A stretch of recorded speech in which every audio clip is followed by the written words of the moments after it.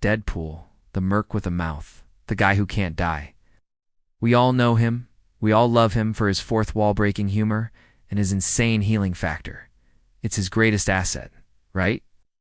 The power that lets him get blown to bits, shot, stabbed, and decapitated, only to crack a joke and pull himself back together. But what if I told you that this incredible power is actually his greatest nightmare? What if the one thing that makes him Deadpool is also the one thing that could lead to his most terrifying end? Let's break down how his healing factor actually works. It's not just about patching up wounds. It's a hyper-accelerated form of cell regeneration. When he gets hurt, his cells go into overdrive, replacing damaged tissue at an unbelievable speed. This is also what keeps his cancer in check. His body is in a constant state of war with itself. The cancer cells are trying to kill him, and his healing factor is killing them right back, creating a perfect, albeit grotesque, equilibrium. But this constant, chaotic regeneration comes with a horrifying price tag. Think about it. Our own bodies have a limit on how many times our cells can divide. It's called the Hayflick limit. Once a cell reaches that limit, it stops dividing and eventually dies. This is a natural part of aging. Deadpool's cells, however, seem to have bypassed this limit entirely. They can divide endlessly. This sounds great in theory, eternal youth, right? But in reality, it's a recipe for disaster. Every single time a cell divides, there's a tiny chance for a mistake, a mutation. For us, our bodies have mechanisms to find and destroy these mutated cells. But Deadpool's system is on hyperspeed. His healing factor is so aggressive that it's not just healing wounds, it's constantly regenerating his entire body, including his brain. This is where the real horror begins. Every moment of every day, his brain cells are dying and being replaced. And with each replacement, there's a risk of losing something. A memory, a skill, a piece of his personality. We see him as a chaotic, fourth-wall-breaking maniac, and we laugh.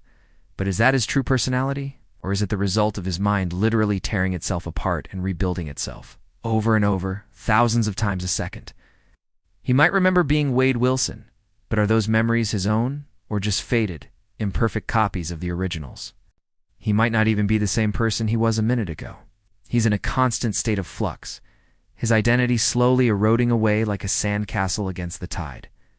His humor, his insanity, might just be a coping mechanism for a man who knows he's losing himself, bit by bit.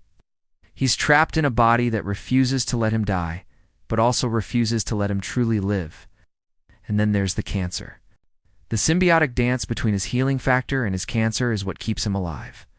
But what if one of them wins? If his healing factor ever faltered, even for a moment, the super cancer would consume him in an instant.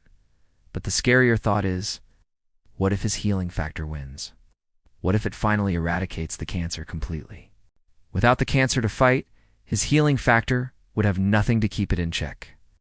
It would turn on his own body, a runaway train of cellular regeneration. His cells would multiply without limit, forming tumors, growths, and unimaginable horrors. He wouldn't just be unkillable, he'd become a cancerous, ever-expanding mass of flesh, a living, conscious tumor that could potentially consume everything. So the next time you see Deadpool get ripped in half and make a wisecrack, remember the terrifying truth.